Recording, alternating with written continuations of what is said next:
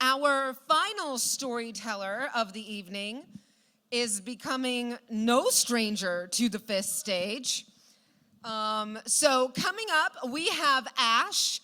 She is our newest board member to FIST, and we are so grateful to have her. You may recognize her from last month and the month before. And that is because, like I said after intermission, we had a few folks have to drop out last minute for a host of reasons. We are hoping their stories are going to come back to us soon, but that means that we had to tap a few people in. So Ash, being on the board, has pinch hit for us now 3 months in a row. 3 months in a row. We are so grateful that she has done it. So she is coming in clutch for us this month with a brand new story. So she's kind of amazing. And I am saying that, but the truth is she is all holding us hostage, threatening to feed us Vegemite because she is Australian if we do not let her on stage. So we're so happy to have her back again with our final story of the evening. Please welcome back Ash.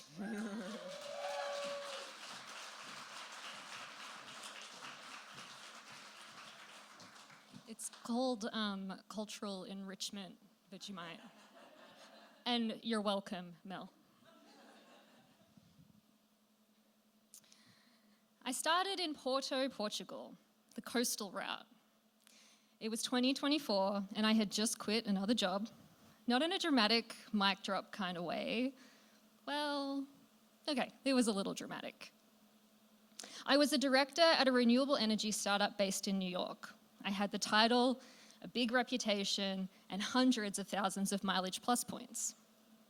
But after a decade in the tech startup space, what I did not have was a functioning nervous system, a social life, or a sense of identity outside of that world. Slack messages pinged at all hours. My calendar looked like a game of Tetris designed by Satan. And my phone slept closer to me than anyone I was ever dating. So, it shouldn't have been shocking when, on a random Tuesday afternoon, I snapped. And I quit. What was shocking was that I had no plan, no big ideas. I just knew I couldn't keep being that version of myself. And then in the weeks that followed, there was silence. You might think that that would feel peaceful. I thought it would. It did not. It felt like a free fall in a full-blown identity crisis. Without the title, I spiraled. Who was I without corporate America? If I wasn't exhausted, overbooked, and essential, would I even still exist? My TikTok usage hit an all-time high, which is how the Camino de Santiago found me. It's an ancient pilgrimage route across parts of Spain and Portugal. For centuries, people have walked it for penance, for healing, for God, for forgiveness. These days, people walk it for clarity or closure, or because they saw it on TikTok at 2 a.m. while questioning every life choice they've ever made. You carry everything on your own back, follow little yellow arrows, sleep in bunk beds, and share bathrooms with strangers. And at the end, you get a certificate. This idea somehow lodged itself in my brain. 5 weeks and 500 miles across Spain. Or, the shorter Portuguese coastal version, because we're not totally batshit crazy. We're just out here trying to heal. I decided, fine, if I don't know who I am, then I will walk until I find her. So I hit the road again. When my Uber picked me up at 4 a.m. to take me to the airport, I had everything I'd need for the next 3 weeks in a single backpack. The driver looked at me in the rearview mirror and asked, "Where are you going?" And I said, very casually, like an emotionally stable person, "I'm walking the Camino de Santiago. I'm looking for answers." We drove in silence the rest of the way. But it was obviously still on his mind because right as I was getting out of the car, he said, "I'm going to tell you something, and I hope you remember this. Everything in life is actually really very simple." And I nodded, like, yes, wise man. Profound minimalist king. Try telling that to my nervous system. It thinks we're being chased by a lion. I landed in Portugal and I started walking north along the Atlantic. By mile 3, my identity crisis had escalated into a full existential collapse. The backpack was so heavy. My thighs were burning. I briefly considered quitting, flying home and crawling back into the warm, algorithmic embrace of TikTok. But I kept walking. By the end of that first day, at mile 17, I was bargaining with a God I don't even believe in. But I had walked so far into my own poor decision-making that turning back and admitting defeat felt worse than just sucking it up. Day 2 was better.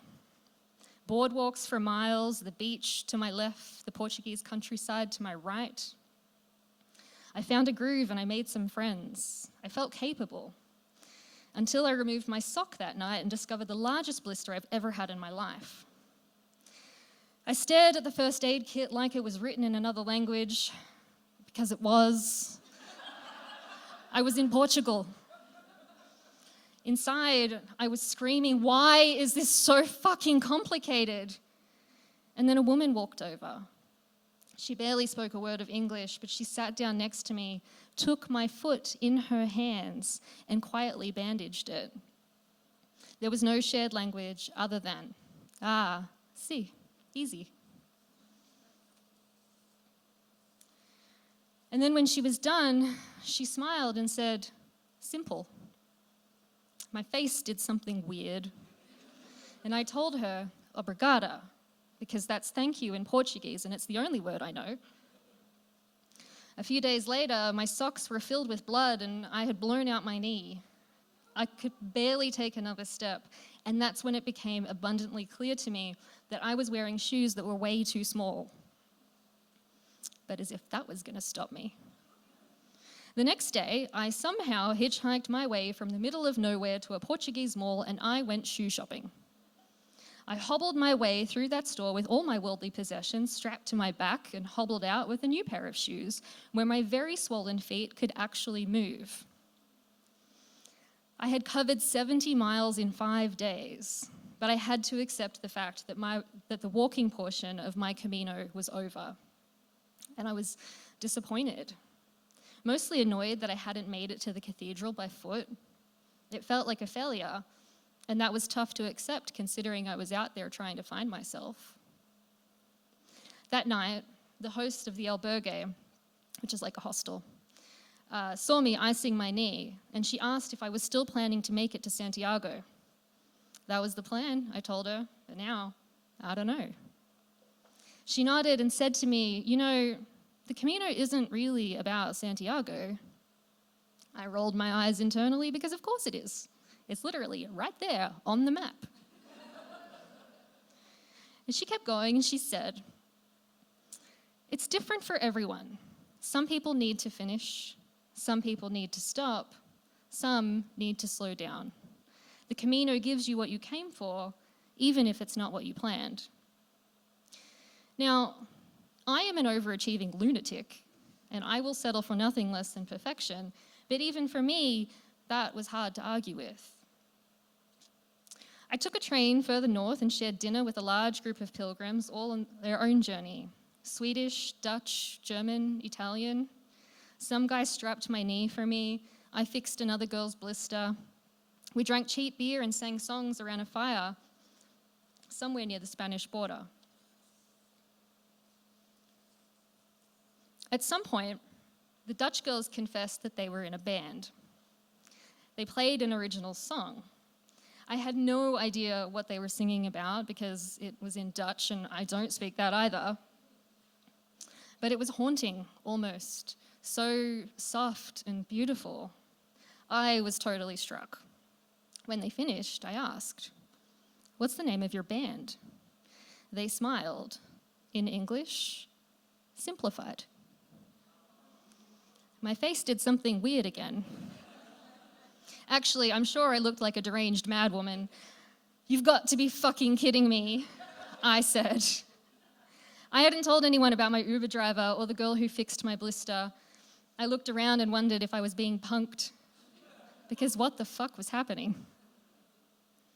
I had quit a 6-figure job in search of meaning, flown across the world, torn my feet apart, hitchhiked to a Portuguese mall to go shoe shopping. But there's only so many times that I can hear the word simple before I start to suspect that the problem might actually be me. Maybe I'm the one who keeps making everything complicated. Maybe life really is just simple. Walk, eat, shower, help one another, sing. And maybe being on the road isn't about finding all the answers. Maybe it's about removing all of the shit that makes life feel hard. Or at least buying shoes that fit. When I got home, both my big toenails fell off. Traumatizing? Yes. Also, a wildly aggressive metaphor for life. If you walk long enough in shoes that don't fit, you get hurt. Not because you're weak or because you failed, but because you were never meant to wear them that long. I didn't fail at corporate, and I didn't fail the Camino. My life has gotten a lot simpler this last year, because now, when something doesn't fit, I stop walking. Thank you.